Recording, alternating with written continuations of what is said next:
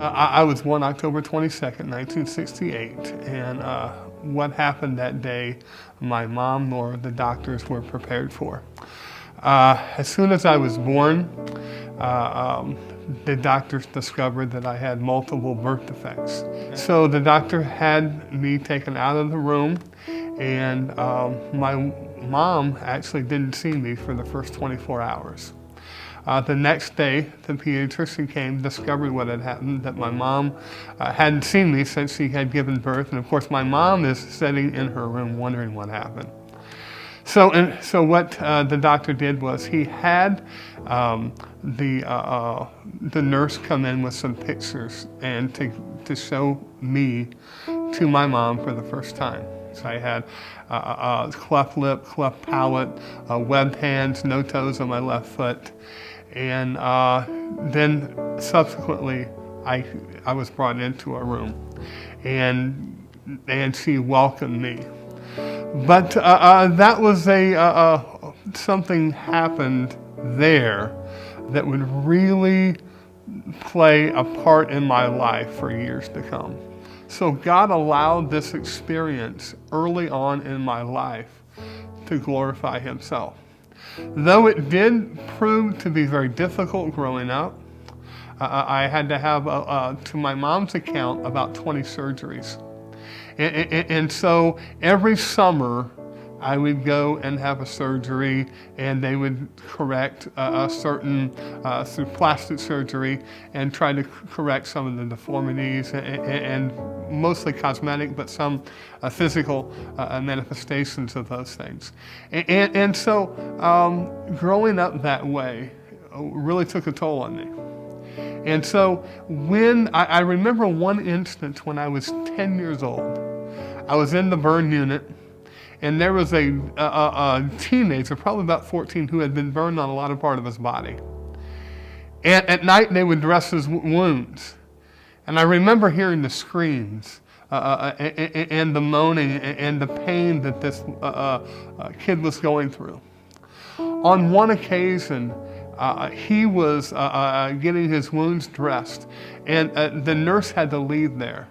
And so when she did, she pulled over the curtains, and I saw that little 14-year-old kid there fully exposed in all of his wounds. And I remember just seeing that and trying to close my eyes and close it as tight as I could to erase the image that I'd just seen. But I just couldn't. And I remember clenching my hands on both sides and just trying. I was scared. I was 10 years old. The lights were off. And so these experiences took a toll on me. And this was coupled with a very difficult home life.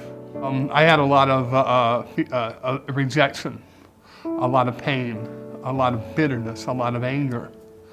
One day, I was in my friend's room, and we were talking, kind of joking around about the girls and those types of things. And he told me, he said, you know what, my parents have some alcohol downstairs. Why don't we go try that out?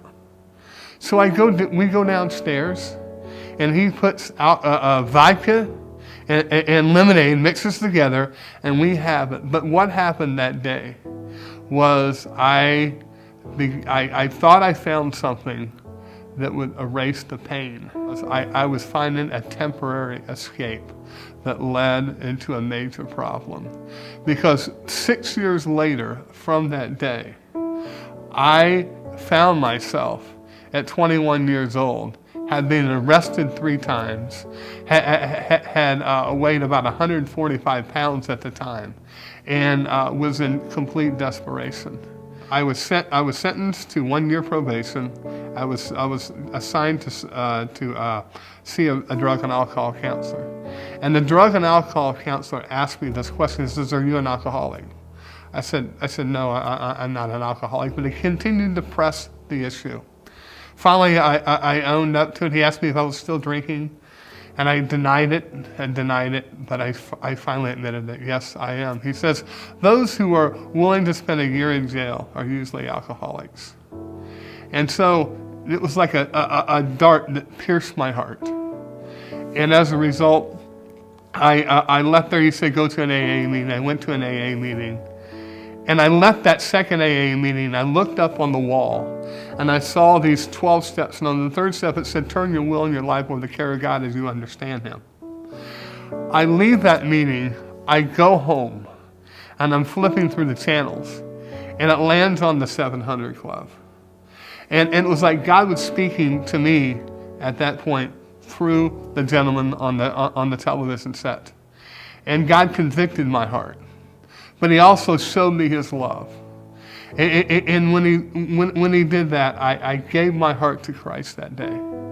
And God began to radically turn my life around. I found that I had a purpose. God had created me for a reason. God doesn't create junk. He doesn't create people. I have a daughter with Down syndrome. God has created her and has a plan for her life to reveal Himself to the world. He has a plan for your life to reveal Himself to the world. His plan includes having a relationship with you.